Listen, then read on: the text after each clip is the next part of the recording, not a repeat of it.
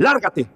Y ni se te ocurra pedir referencias. Me encargaré de que nadie en esta ciudad te contrate ni para inflar neumáticos.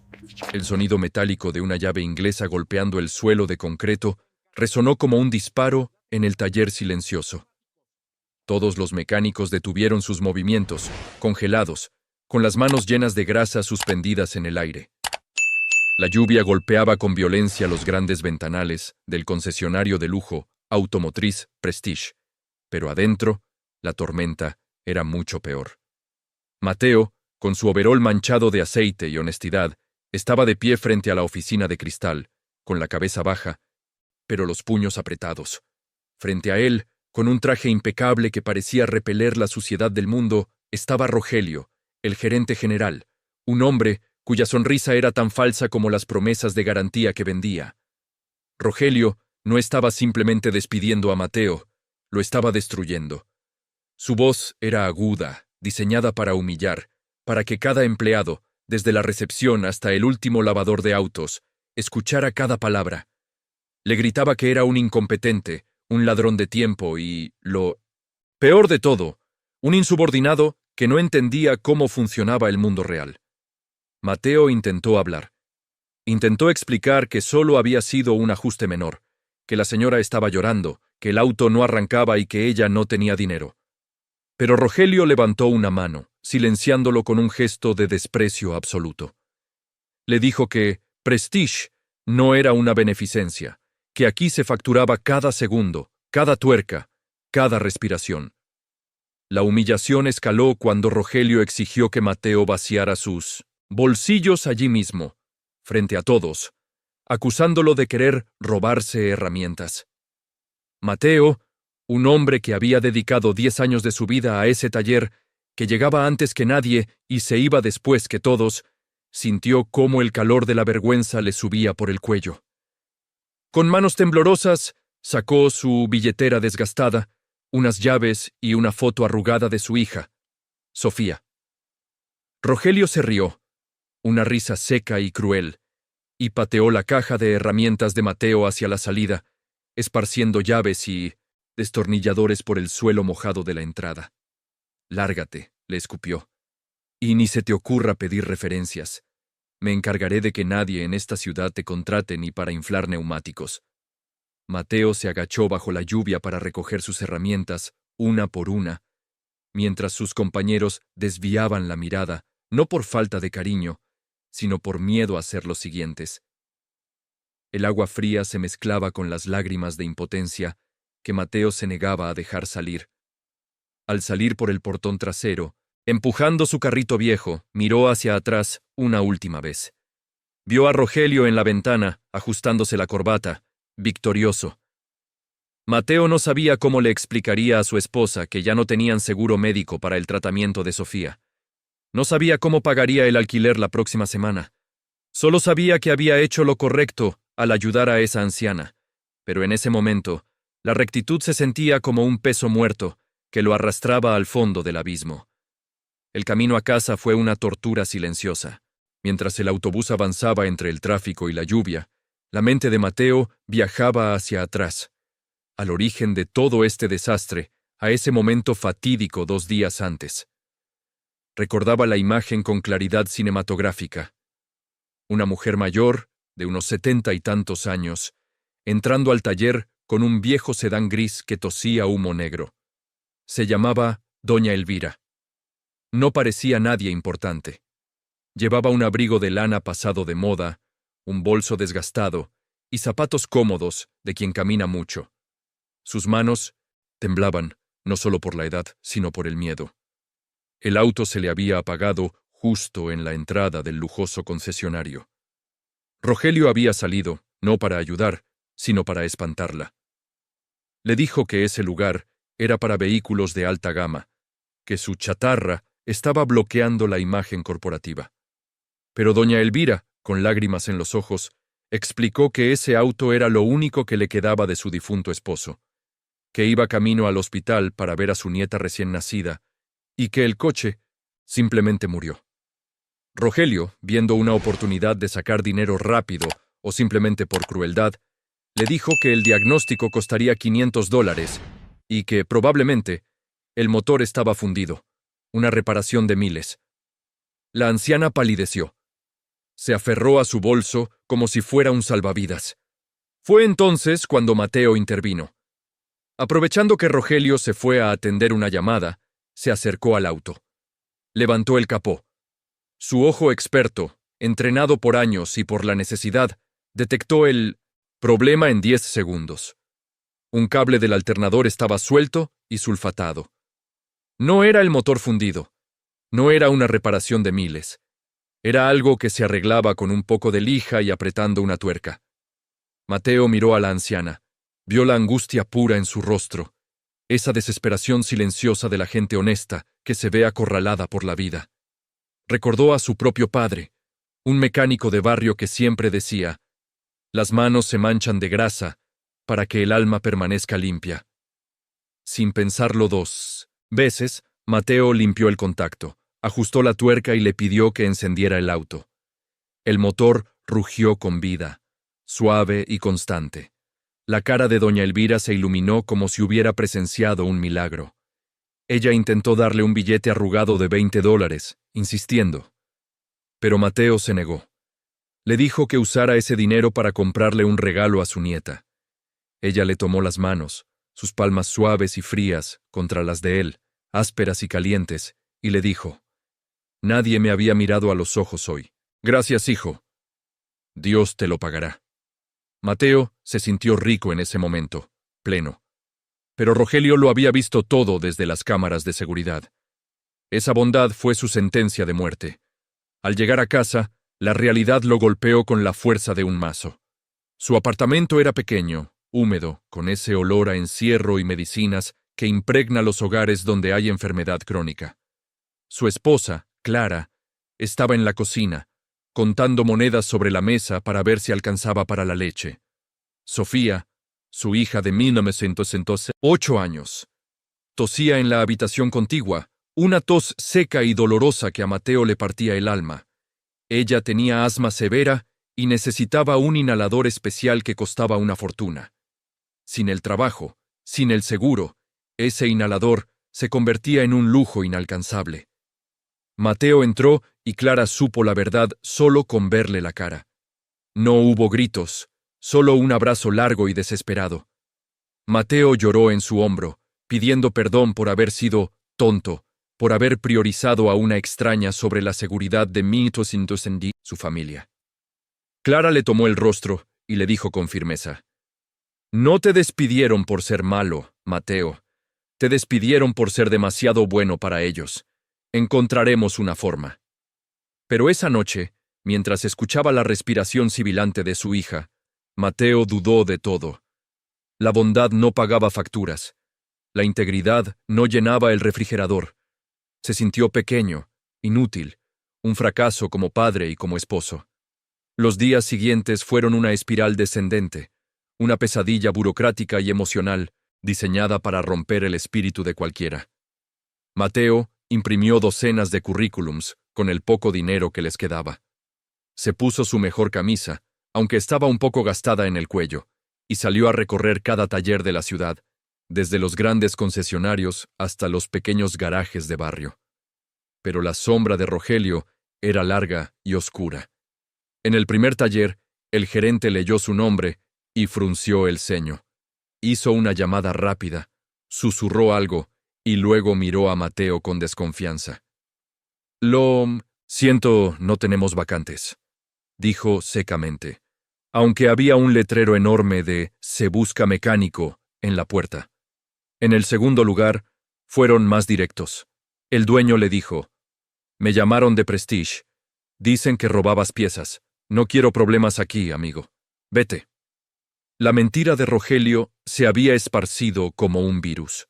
No solo le había quitado el empleo, le había robado su reputación, que era lo único de valor que Mateo poseía. La desesperación comenzó a transformarse en hambre física. Al tercer día, la nevera estaba vacía. Solo quedaba medio cartón de huevos y un poco de arroz. El inhalador de Sofía estaba en las últimas dosis. Mateo miró sus herramientas. esas llaves alemanas que había comprado con tanto sacrificio a lo largo de los años, sus compañeras fieles. Eran su identidad, su medio de vida. Pero ver a Sofía luchar por aire fue decisivo. Con el corazón roto cargó la caja de herramientas y fue a una casa de empeño. El tipo de la casa de empeño, un hombre con ojos de tiburón, sabía que Mateo estaba desesperado. Ofreció una miseria, menos de una cuarta parte del valor real. Mateo intentó negociar, explicó la calidad del acero, la marca. El hombre se encogió de hombros y dijo: «Tómalo o déjalo, hay mucha gente vendiendo cosas hoy». Mateo tomó el dinero. Sentía que estaba vendiendo una parte de su cuerpo. Al salir, con los billetes apretados en el puño, vio pasar un auto deportivo. Era Rogelio. Iba con la ventanilla baja, riendo al teléfono. Cruzaron miradas, por una fracción de segundo. Rogelio sonrió con malicia y aceleró, salpicando a Mateo con el agua sucia de un charco. Mateo se quedó allí, empapado, sin herramientas, sin dignidad, con el dinero justo para el medicamento, pero sin futuro. La semana terminó y la situación era crítica. El dueño del apartamento tocó a la puerta exigiendo la renta atrasada. Amenazó con el desalojo si no pagaban en 3 días. Mateo, que nunca había pedido limosna, se encontró caminando por el centro de la ciudad, mirando los avisos de «Se necesita personal de limpieza». Aceptó un trabajo temporal limpiando los baños de un centro comercial. Él, un maestro mecánico capaz de diagnosticar un motor con solo escucharlo, ahora estaba de rodillas fregando baldosas sucias por el salario mínimo. Fue en ese baño, con el olor a desinfectante barato, quemándole la nariz, donde tocó fondo. Se miró al espejo manchado. Vio las ojeras profundas, la barba de 3 días, la mirada apagada. Se preguntó si Rogelio tenía razón. Se preguntó si el mundo realmente pertenecía a los crueles y a los egoístas. ¿De qué le había servido ayudar a esa anciana? Ella seguía con su vida. Probablemente ni se acordaba de él, y él estaba aquí, limpiando la suciedad de otros para que su hija pudiera respirar. Sintió una rabia volcánica, ganas de ir al concesionario y romperlo todo, pero la imagen de Sofía lo detuvo. Se lavó la cara con agua fría, tragó su orgullo y siguió fregando. Era lo único que podía hacer. Resistir. Pero el destino, o tal vez esa justicia invisible en la que su padre tanto creía, estaba empezando a mover sus hilos de una manera que Mateo jamás podría haber anticipado. Habían pasado 10 días desde el despido. Mateo estaba en casa, agotado después de su turno de limpieza, intentando arreglar la pata de una silla rota con un cuchillo de cocina porque ya no tenía destornilladores. De repente, llamaron a la puerta. No eran los golpes agresivos del cobrador de la renta. Eran golpes firmes, respetuosos. Clara abrió la puerta y se quedó paralizada. Mateo se acercó, temiendo lo peor. En el umbral de su modesta vivienda, en ese pasillo despintado, había un hombre vestido de chofer, con gorra y guantes blancos. Detrás de él, en la calle, brillaba un automóvil negro, largo y lujoso. Un modelo que Mateo conocía bien porque era el tope de gama de la marca que vendía Prestige. El chofer se quitó la gorra. ¿El señor Mateo Valdés?, preguntó con cortesía. Mateo asintió, confundido y a la defensiva. Sí, soy yo. ¿Qué pasa? No tengo dinero si vienen a cobrar algo. El chofer sonrió levemente. No vengo a cobrar nada, señor. Vengo a llevarlo. Alguien muy importante requiere su presencia urgentemente. Mateo miró a Clara. El miedo era palpable. ¿Sería la policía? ¿Una demanda de Rogelio? ¿Quién me busca?, preguntó Mateo. La dueña del auto que usted reparó, dijo el chofer. Mateo frunció el ceño. ¿La señora del Toyota viejo? ¿Se le volvió a romper? El chofer negó con la cabeza. No, señor. El auto funciona perfectamente. Pero ella necesita hablar con usted. Por favor, acompáñeme. Es un asunto de extrema importancia. Mateo dudó, pero algo en la actitud del chofer le inspiró confianza. Además, ya no tenía nada que perder. Se puso su única chaqueta decente, besó a Clara y a Sofía, prometiendo volver pronto, y subió al auto de lujo. El interior olía a cuero nuevo y madera noble. Mientras el auto se deslizaba por la ciudad, Mateo notó que no iban hacia el barrio residencial donde vivía, la gente normal, sino hacia el distrito financiero. El auto se detuvo frente al edificio más alto y moderno de la ciudad, la sede central del Grupo Automotriz Nacional, la empresa matriz dueña de cientos de concesionarios, incluido Prestige. Mateo se sintió minúsculo al entrar en el vestíbulo de mármol y cristal. El chofer lo guió hasta el ascensor privado que subía directamente al último piso. Al abrirse las puertas, Mateo entró en una sala de juntas inmensa, con una vista panorámica de toda la ciudad bajo la lluvia gris. Pero lo que capturó su atención no fue la vista, sino las personas en la sala. En un extremo de la mesa larga estaba Rogelio. El gerente parecía nervioso, sudando dentro de su traje caro, jugueteando con un bolígrafo. Al ver entrar a Mateo, los ojos de Rogelio se abrieron como platos, una mezcla de sorpresa y terror puro. Junto a Rogelio estaba el director regional, y en la cabecera de la mesa, de espaldas a la ventana, estaba un hombre imponente de unos 50 años, el CEO del grupo, el famoso empresario Alejandro Cortázar. Y sentada a su derecha, en una silla cómoda, tomando una taza de té, estaba ella, doña Elvira. Pero ya no parecía la anciana frágil y desvalida del otro día. Llevaba un traje sastre elegante, joyas discretas, pero evidentemente valiosas, y una postura de autoridad natural. Mateo se quedó de piedra. ¿Doña Elvira?, susurró. Ella sonrió, y esa sonrisa sí era la misma, cálida y maternal. «Pasa, Mateo, siéntate», dijo ella. Su voz resonó con poder en la sala silenciosa. El CEO, Alejandro Cortázar, se puso de pie. «Señor Valdés, gracias por venir. Soy Alejandro Cortázar, y esta es mi madre, Elvira Cortázar, la fundadora de esta compañía junto a mi difunto padre». Mateo sintió que las piernas le fallaban. Había reparado el auto de la dueña de todo el imperio automotriz. Rogelio estaba pálido, casi transparente. «Los he reunido aquí», comenzó Alejandro, con una voz que no admitía interrupciones, «porque mi madre me contó una historia interesante. Hace unos días decidió sacar a pasear el viejo Toyota de mi padre. Es un auto con valor sentimental, no económico. Quería visitar la tumba de mi padre sin choferes ni escoltas. El auto falló frente a una de nuestras sucursales insignia». Alejandro miró fijamente a Rogelio. «Mi madre me cuenta que el gerente de esa sucursal la trató como si fuera basura, intentó estafarla con un diagnóstico falso y la quiso echar». Rogelio intentó hablar. Su voz temblaba. «Señor Cortázar, yo no sabía. Ella parecía... Es decir, el protocolo de imagen». «¡Silencio!», tronó Alejandro golpeando la mesa. «El protocolo de esta empresa es la honestidad. Ese es el legado de mi padre». Luego, su expresión se suavizó al mirar a Mateo. «Pero también me contó que un mecánico arriesgó su empleo para ayudarla, que la trató con dignidad, que no le cobró un centavo y le arregló el problema en 5 minutos». Doña Elvira tomó la palabra. «Mateo, cuando me fui ese día, vi por el espejo, retrovisor cómo este hombre te gritaba. Investigué un poco. Supe que te despidió.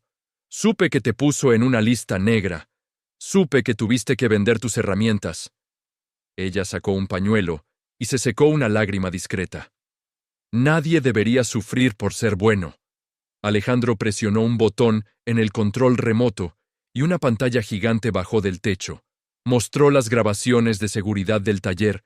Se veía claramente a Mateo reparando el auto, la interacción amable, y luego la escena del despido, brutal y humillante. Se veía a Rogelio pateando las herramientas.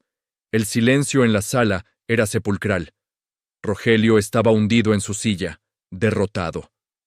«¡Rogelio!», dijo Alejandro con frialdad glacial. «Estás despedido. No solo eso, el departamento legal te contactará por difamación y daños a un exempleado. Te asegurarás de que el nombre de Mateo quede limpio en cada taller del país antes de que termine el día. o te juro que la demanda te dejará sin nada. Rogelio se levantó, temblando, y salió de la sala arrastrando los pies, una sombra del hombre arrogante que había sido. La justicia, cuando llega, tiene un peso aplastante. Alejandro se volvió hacia Mateo. Mateo, queremos pedirte perdón. Como empresa y como familia, hemos recuperado tus herramientas. Están en el maletero del auto que te trajo. Mateo sintió un nudo en la garganta. Pero eso no es suficiente, continuó doña Elvira. El puesto de gerente de taller en la sucursal Prestige está vacante ahora. Necesitamos a alguien que sepa de mecánica, sí, pero sobre todo, necesitamos a alguien que entienda que los clientes son personas, no billeteras. El puesto es tuyo, si lo quieres, con el triple de tu salario anterior y beneficios completos para tu familia, incluido un seguro médico premium para tu hija. Mateo no pudo contenerse más. Las lágrimas brotaron libremente. Pensó en Sofía, en el inhalador, en la nevera vacía, en las noches de angustia. Pensó en su padre y en la promesa de mantener las manos sucias y el alma limpia. Acepto, logró decir con la voz quebrada. Gracias, muchas gracias. Doña Elvira se levantó y, rompiendo todo protocolo empresarial, abrazó al mecánico. Gracias a ti, hijo, por recordarme que la empresa que construimos con mi esposo todavía tiene esperanza. 6 meses después, el taller Prestige era irreconocible, no por la estructura, que seguía siendo lujosa, sino por el ambiente. Había música suave, los mecánicos sonreían, y los clientes eran tratados con café y respeto, sin importar si llegaban en un Ferrari o en una bicicleta. Mateo caminaba por el taller, ahora con una camisa limpia con su nombre bordado en el pecho. Mateo Valdés, gerente general. Pero no estaba en la oficina de cristal. Estaba en el piso, enseñando a un joven aprendiz cómo diagnosticar un ruido en el motor. Dejó de trabajar un momento y miró hacia la entrada. Vio llegar a Clara y a Sofía. La niña corrió hacia él, riendo, sin rastro de tos, llena de energía y vida.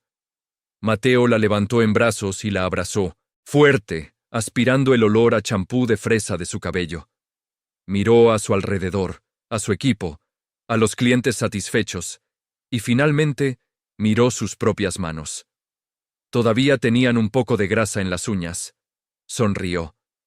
Entendió que la verdadera riqueza no estaba en la cuenta bancaria que ahora tenía, ni en el cargo, ni en el poder.